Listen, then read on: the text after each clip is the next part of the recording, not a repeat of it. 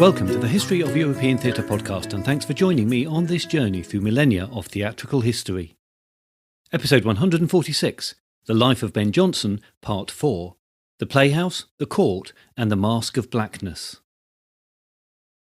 Last time, Ben Jonson's life took a couple of dramatic, if not to say traumatic, turns when his play The Isle of Dogs caused serious offence to the Privy Council and was shut down, along with all of London theatre, for the summer of 1597.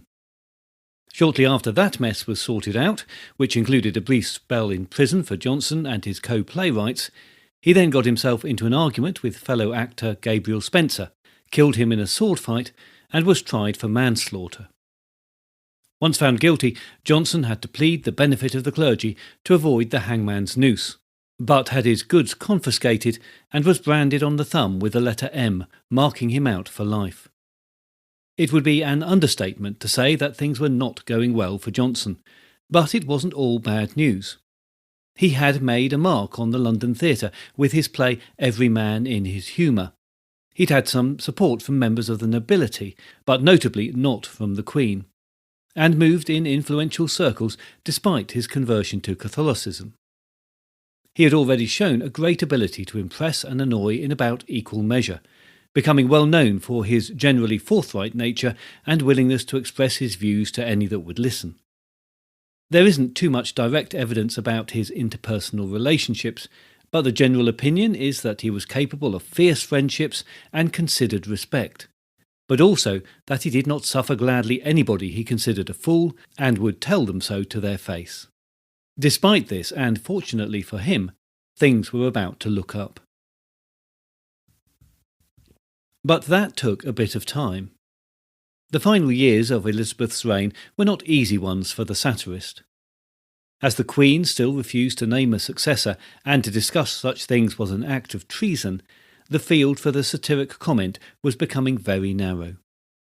In June 1599, the bishops Whitgift and Bancroft decreed that no satires or epigrams be printed hereafter, as their response to recent publications that they thought went a bit too far. The order included provision for the burning of selected satires, including the works of Thomas Nashe, Jonson's former co-author on The Isle of Dogs. What the order did not mention was the performance of satire, and it perhaps tells us something of Jonson's nature that just a couple of months later he produced a play, Every Man Out of His Humour, that he billed as comic satire. And the play would find its way into print despite the ban soon after it was performed. It went to the Lord Chamberlain's men, who by now had opened their new theatre, the Globe. With this comedy, Jonson seems to have embraced the concept of the globe as a space representative of all of mankind, as his satiric punches land on all the characters in one way or another. From the highest to the lowest, no one is safe from his wit and approbation. But that spreading of the satiric load seems to have made the play acceptable enough for it not to be sanctioned. The universal nature of Jonson's satire was to become a hallmark of his work and something that he would point out in his defence when individuals felt offended. Many disbelieved his protests, while other playwrights aspired to replicate the tightrope that he walked. It is from this point on that reflections of and on Jonson's plays can be seen in the work of others, and, without being too fanciful, we can also detect Jonson commenting on the work of others in his own plays. I'll look at the way that these playwrights discussed works across their plays when I take on the plays in detail, but for now I'll just say that mostly this referencing was respectful and subtle, but not always. And in one particular example, it blew out across the London theatre scene with the gloves off. With the turn of the century, Jonson at last began to make some inroads into the world of the court that he had been wanting for so long. At Christmas 1599, Every Man Out of His Humour was performed at court by the Lord Chamberlain's men, and the closing speech honouring the Queen was well received. It was a speech that Jonson had rewritten since the play's first showing in the public playhouses, which he later admitted was not well received, and one that he would rewrite again for the 1616 folio. In his next play, Cynthia's Revels, performed by the children of the chapel in 1600 at the Blackfriars Theatre and then at court in January 1601, Jonson portrayed the Queen as Cynthia, or Diana, the huntress. On the face of it, the play is a flattering portrait of a benevolent queen. But the subtext includes a call for freedoms and some not very veiled praise for the Earl of Essex, which was unfortunate, as at this point Essex had turned from former favourite to rebellious traitor. His failed coup had landed him in prison on a charge of treason, and it is possible, but not certain, that Cynthia's Revels was performed at the court the night before his execution. The play could easily have landed Jonson in more trouble if interpreted as a call for leniency for Essex. There was, in the circumstances, no chance of that, and the play was not well received at court. Although he avoided direct censure, Jonson had again blown his chances with Elizabeth. But judging from his next work for the stage, Poetester, performed by the children of the chapel at the Blackfriars in 1601, Jonson had not given up hope of royal preferment. The main character in the play is a poet who acts as counsellor and close companion to the monarch. Set in ancient Rome, the play shows Virgil being elevated by Augustus to a position above the emperor's own. Thinly veiled caricatures of Thomas Dekker and John Marston are hauled before Caesar and found guilty of failing in poetic ambition. An enema is administered to one of the unfortunate would-be poets, and he vomits up newly created words found in Marston's work. Ever provocative, Jonson's original title for the play was The Arraignment, which was probably meant as a reference to the trial of Essex. It is likely that there was a problem with this at the play's first performance, and Jonson and the other players came close to further sanction. The title was prudently dropped to a subtitle for the subsequent productions and in later printed editions. Dekker was already working on his own comic play, Satyromastics, and turned parts of it into a riposte to Jonson. His characters display some of Jonson's well-known behaviours, pulling grotesque faces from the gallery while his plays were being performed, jumping onto the stage in triumph at the end of his plays, and his unbelievable denials that he held no personal animosities. That denial by Jonson was probably an attempt to make sure his satire was understood as being general rather than specific, and therefore somewhat safer. But it is difficult to believe. Between Dekker and Jonson there certainly was personal animosity, most likely from Jonson regarding Dekker as a hack who he was forced to work with. Marston, like Dekker, was often used by Henslowe and had worked with Jonson before. But based on his comments to Drummond, it seems that Marston was the main target of Poetester. Because the intricacies of their relationships, and therefore of the satire in the series of plays is now lost, we can't trace the reasons why Jonson and Marston fell out. Jonson continued the attacks in several later plays, but Marston seems to have been little affected by the criticism. Just 3 years later, he was happy to write a commendatory verse for the published edition of Jonson's Sejanus. The series of plays from this period, where Dekker and Jonson and Marston traded artistic blows, has become known as the War of the Poets, a phrase that Dekker himself applied to the situation, with, I'm sure, a lot of relish. About this time, Jonson lost 2 of his children to the all-too-common infant mortality of the time, and later he reported to Drummond that he too was ill until close to death. When he became ill, he travelled to the home of a friend outside the city and stayed there to convalesce. It's speculated that he survived a dose of the plague that was soon ravaging the city, and which probably took the lives of his children. His poetry reflects both the grief and the guilt he felt over that, as perhaps would have the lost play that Henslowe commissioned in June 1602, Richard Crookback. Undoubtedly a history play about Richard III, and probably including the death of the princes in the Tower. During his period of recuperation, living out of town in the home of Sir Richard Townshend, was probably the time when Jonson started writing his Roman tragedy Sejanus, His Fall. Townshend's library may well have supplied Jonson with the background classical reading that the writing of the play involved, But he also had support from Esme Stuart, related to James VI of Scotland as a member of a minor branch of the Stuart dynasty, and soon to be a close confidant of James as he took the English throne. Esme was a Catholic and kept a house in Blackfriars, so it was a friendship that suited Jonson's needs perfectly for both his religious and theatrical activities. Once he had returned to the city, Jonson used it as one of the several refuges he had from his own home, somewhere he seems to have been reluctant to visit often, even before the death of his children. Sejanus was a powerful Roman senator who had a dramatic fall and was torn to pieces by the Roman mob. Jonson suggests that his retelling of the story suffered a similar fate when it was first produced in 1603. As a new play by Jonson, performed by the Lord Chamberlain's men at the Globe, it must have been a cause for some anticipation. The old man role in the play, and therefore probably one taken by William Shakespeare, was that of the Emperor Tiberius. The authorities were by this time very well aware of the potential for history plays to make comment on current politics, and given Jonson's track record, the Lord Chamberlain must have had a very close look at the play. Although it must have passed the censor's eye, Jonson had worked comment on current events into the history, particularly relating to the banning of books and the interpreting of history in the light of the present. He actually puts a double bluff in, where he accuses those of espousing this type of reading of brainless diligence. Jonson reports that the play was not well received, but it's difficult to tell if this might not have been a judicious recalling of the play or genuine unpopularity. The play was published, and then, later in the year, Jonson was again called before the Privy Council to defend his work. The charges were likely based on the publication of the work rather than the performance. That edition includes a preface where Jonson said that the text, in all numbers, is not the same as that which was acted on the public stage, suggesting that he had again sailed close to the wind and he had anticipated further problems with it.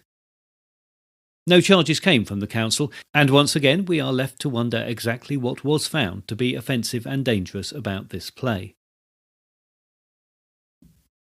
When Elizabeth died in March 1603, Jonson, unlike most other poets of the time, did not pen any panegyric for her passing. His eyes were on what he hoped would be a more prosperous future. Things didn't take long to start moving.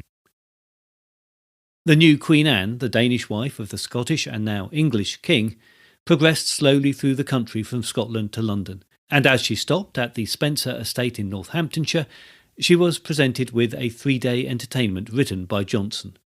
His carefully cultivated Stuart connections had paid off. The new king was also making his way through the country, but celebrations for his entry to the capital had to be postponed until March the following year because of a particularly bad outbreak of the plague.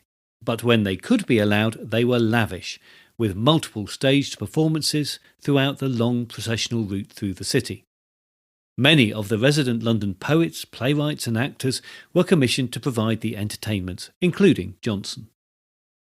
The procession took 5 hours to wind its way through the city as the king and his entourage paused at each ornately carved arch or elaborate temporary stage to listen to words of praise and welcome. At the arch at Fenchurch Street, Jonson's words were intoned by Edward Allen, and more praise followed from Jonson at 2 other points on the route. Jonson was to the fore again a few days later as the king again progressed through the city to Westminster to open Parliament. The king was, according to Jonson, the glory of the Western world. Of the many hands involved in the king's formal arrival in London, Thomas Dekker was given a leading role, which included producing an account of the event that was published later in the year under the title The Magnificent Entertainment Given to King James, Queen Anne his wife, and Henry Frederick the Prince, upon the day of His Majesty's triumphant passage from the Tower through his honourable city and Chamber of London. Given the ongoing feud between Dekker and Jonson, it's not surprising that Dekker only made some not very graceful allusions to Jonson's contributions to the event. But Jonson was quick off the mark, and countered with the publication of a quarto edition of his own works for the celebrations in Northamptonshire and in London. Despite the restrictions of the time, Jonson had always recognised the power of the printed word and was keen whenever possible to get his public works for the stage and the court published. For the royal commissions, his mode was that of the ancient Roman praise for emperors, but his enthusiasm for James and the new dynasty was genuine. On a personal level, his success at greeting the Queen and his inclusion in the London processions boded well for his advancement under the Stuarts. More generally, there was an expectation that the new reign would result in a loosening of the state grip on Catholics, and that more religious freedom was to come. But change was not so quick or dramatic as Jonson seems to have hoped, and later he would temper his praise for the new regime despite his closeness to it.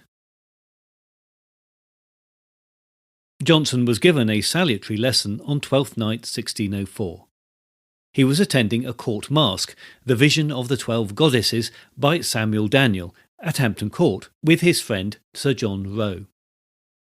For reasons that are not stated in the record, both men were forcibly removed during the performance by the Lord Chamberlain, Lord Howard.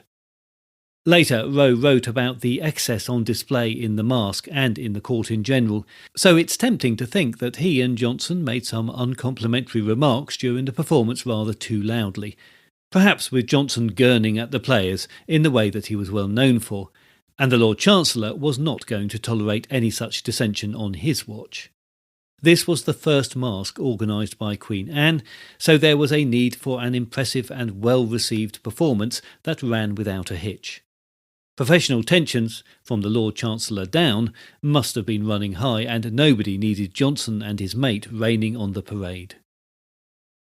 Roe, also a Catholic, was a very close friend of Jonson's, and 2 years later he would die of the plague in Jonson's arms, which was a very significant act of friendship on Jonson's part, given the dangers associated with contracting the plague.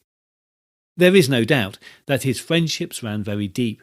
However, it's hard to believe that Jonson agreed with Roe about the excesses of the Court Masque, seeing as he was about to make a very good living at producing them in the next period of his career. The Court Masque, as a distinct dramatic form, reached its zenith under Queen Anne, with Jonson playing a significant role in its popularity and success. That is, of course, popularity and success with those fortunate enough to enjoy the spectacle, that very tiny percentage of the population that got to be part of the court. Queen Anne was a great lover of the masque, and with a group of courtly ladies she commissioned, organised and performed in masques with enthusiasm. Although Jonson's exact route into the heart of the court establishment is not clear, it is quite possible that it was through the ladies of the court that he worked his way in. He had already established friendships with noble ladies who were to become close to the Queen, particularly the Countess of Bedford, who had supported him and to whom he wrote a dedicatory verse in his published edition of Cynthia's Revels. Perhaps with her help the commissions soon came. For his first masque, the Masque of Blackness, Jonson was paired with Inigo Jones. Jones, a Welshman by birth, was recently returned from Italy, where he had discovered the concepts of perspective scenery that were popular there at the time. He would follow these principles to create sets and scenery that were some of the most lavish and detailed ever produced. Jonson, you won't be surprised to hear, could be disparaging of Jones, mocking his lack of Latin and misunderstanding of the classical authors, and his lowly origins, which is surprising given Jonson's own insecurities about his start in life. But he undoubtedly benefited from his work being presented by Jones, who was a master of his craft.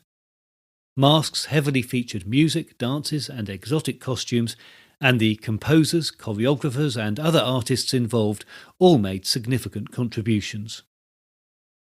Later collaborations between Jonson and Jones would be marked by monumental rows between them about the style and direction of the masques, not to mention their personal differences. But for the moment, both benefited from the generosity of the Crown towards the Queen's favourite pastime.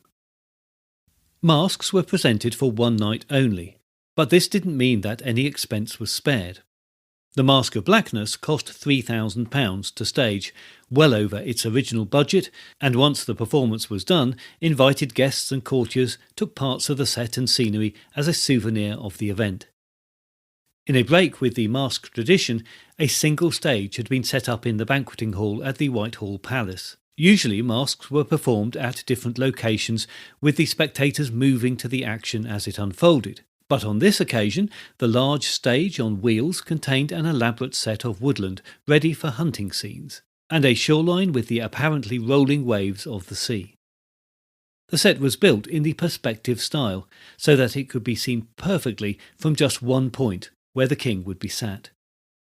The Queen herself performed, accompanied by 11 ladies of the court. They entered seated on a scallop shell, and as the record says, all painted like blackamoors, face and neck bare.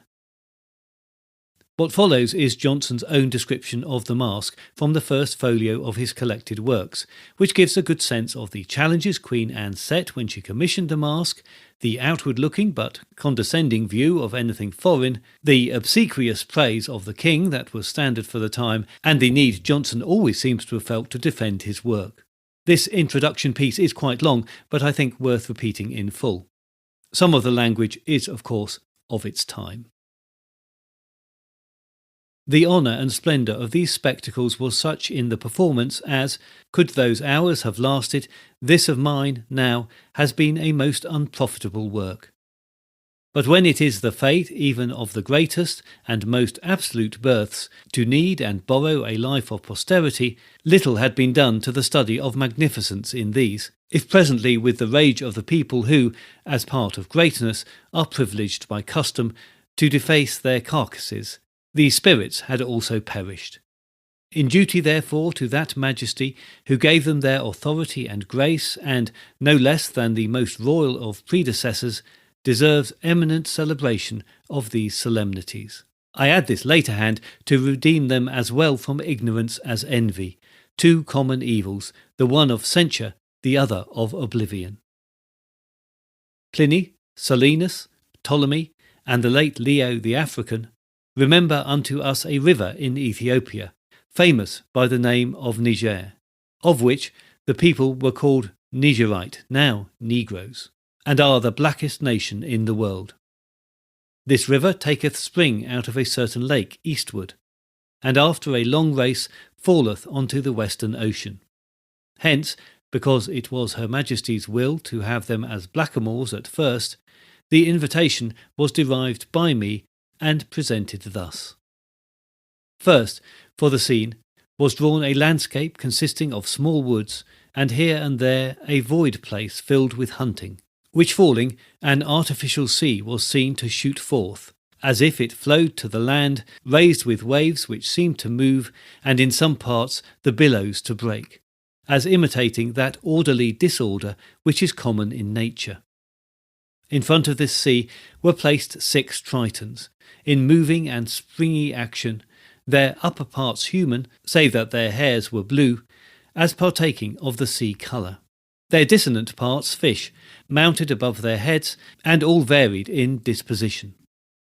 From their backs were borne out certain light pieces of taffeta, as if carried by the wind, and their music made out of wreathed shells. Behind these a pair of sea maids, for song, were as conspicuously seated, between which 2 giant sea-horses, as big as the life, put forth themselves, the one mounting aloft, and writhing his head from the other, which seemed to sink forward, so intended for variation, and that the figure behind might come off better. Upon their backs Sejanus and Niger were advanced. Sejanus presented in a human form, the colour of his flesh blue, and shadowed with a robe of sea green, his head grey and horned, as he is described by the ancients, his beard of the like mixed colour. He was garlanded with algae or sea grass, and in his hand a trident. Niger, in form and colour an Ethiop, his hair and rare beard curled, shadowed with a blue and bright mantle.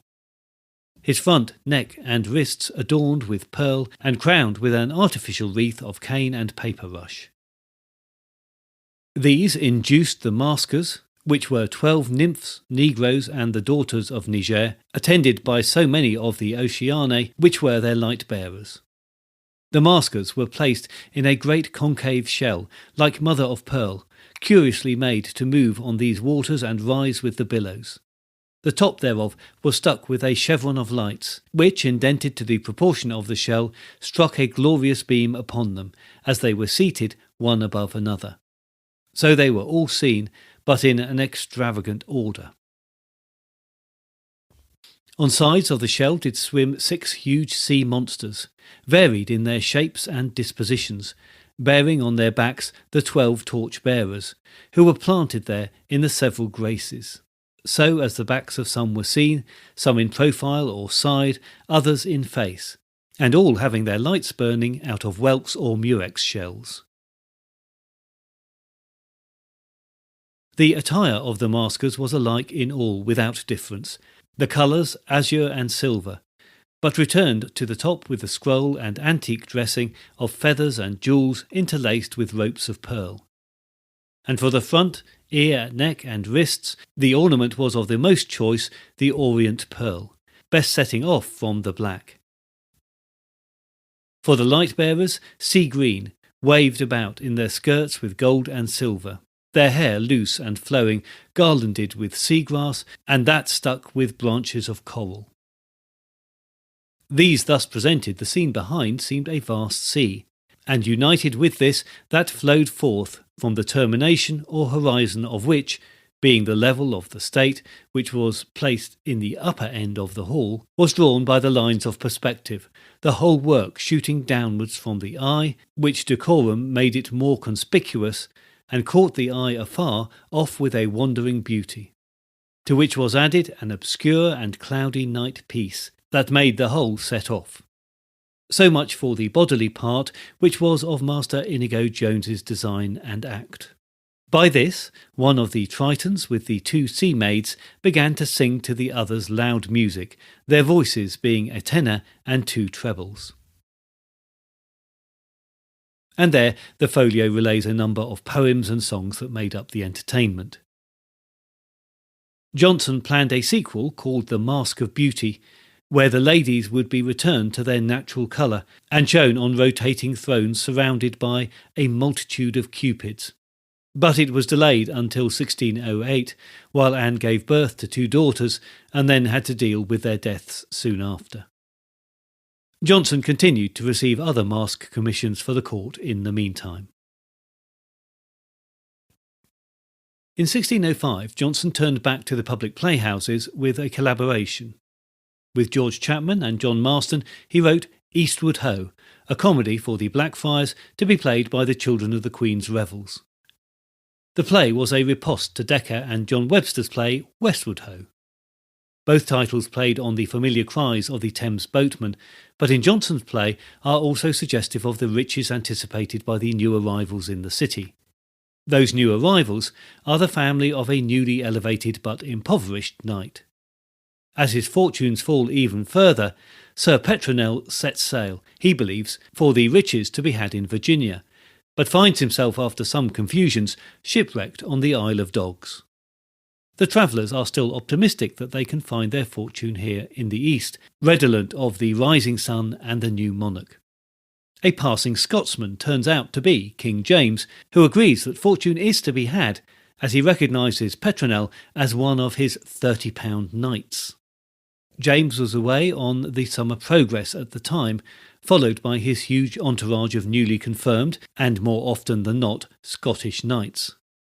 That money-making policy of selling knighthoods had worked well for the crown coffers, but caused much resentment amongst the older English families and particularly in London. Letters from the time reveal a lot of disquiet about the influx of newly important Scotsmen who were perceived as ill-educated and unwashed. Even when they spoke English or French, it was so heavily accented as to be mostly incomprehensible to the average Londoner. Once again, Jonson's audacity or bravery or foolishness has to be wondered at. He was now working for the court and becoming wealthy from it, but still he was prepared to satire the king and his policies and risk censure or worse. Given previous events, even the mention of the Isle of Dogs would have set alarm bells ringing. Perhaps the fact that the king was out of town for the summer, when the play was put on in July he was in Oxford and the Lord Chamberlain was amongst his travelling party, emboldened the playwrights. It is impossible to think that this play was seen by the Lord Chamberlain, as it should have been, and would have been allowed, so it must have been put on as an unauthorised piece, which again risked some serious punishment, but this had become something of a habit of the London playwrights in recent years. Pushing the boundaries is, I think, what we would call it now. Years later, Drummond said of Jonson and Eastward Ho that he was delated by Sir James Murray to the king for writing something against the Scots in the play Eastward Ho, and voluntarily imprisoned himself with Chapman and Marston, who had written it amongst them. The report was that they then should have had their ears cut and noses.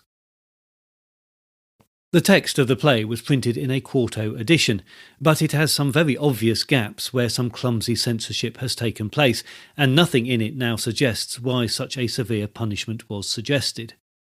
It's possible that the vehemence comes from some personal slight to Sir James Murray in the play, rather than the portrayal of the king, or the more generic comedy around the Scots in London.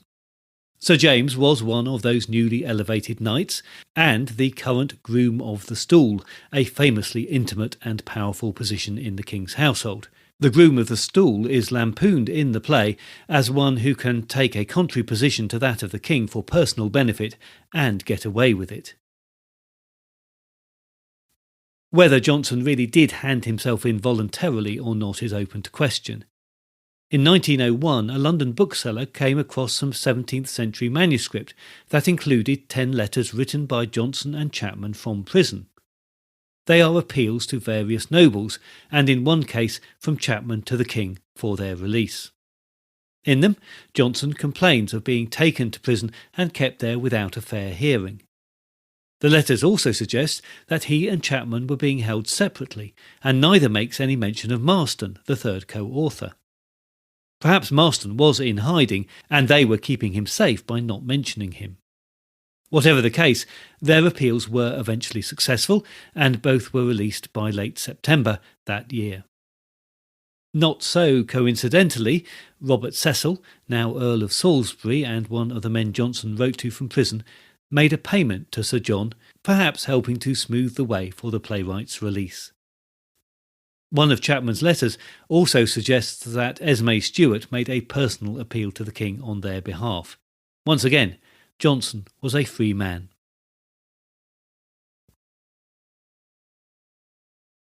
So the impression we get of Jonson is that his talent was undeniable, so much so that people supported him and praised his work while finding him a difficult character. He was vain with a supreme self-confidence and had a not unjustified belief in his own greatness. As he put it himself, where the lavish sets and scenery associated with Court Masque would fade and crumble with time, his words would live forever.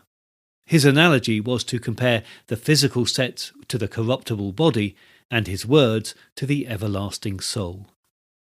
Jonson seems to have had a kind of double character, where he could work successfully in genres that he did not seem to very much like. He was always a bit of an outsider at court, Scottish in his roots but disliking the Scots invasion that came to London with James. A poet and a playwright who could praise a king who disappointed him, and work with fellow artists that he held as beneath him. It is very difficult to feel that we really ever get to know Jonson, and even when we get close, there's always the feeling that we are not seeing the whole picture, and that he was always hiding his true feelings and thoughts. Perhaps he was a much better player than history gives him credit for. Next time, I'll take Jonson to the most successful phase of his career and the innovative publication of his collected works in a folio edition. In the meantime, please join the Facebook page or group, or find the podcast on Instagram or X to keep up to date with new episodes and other theatre-related things. If you do feel able to help out with the cost of running the podcast, then please head over to Patreon, where you will find additional content for a small monthly fee or a one-off donation. You can also make a one-off show of support through Ko-fi.com. You can find details of ways to support the podcast at the website, which is www.thehistoryofeuropeantheatre.com. That's also a great place to get in touch with me if you wish by using the contact form, or you could even leave me a voice message by clicking on the microphone icon. I look forward to your company next time, but if you do have any comments or concerns in the meantime, you can also contact me by email at thoetp@gmail.com or via X at thoetp.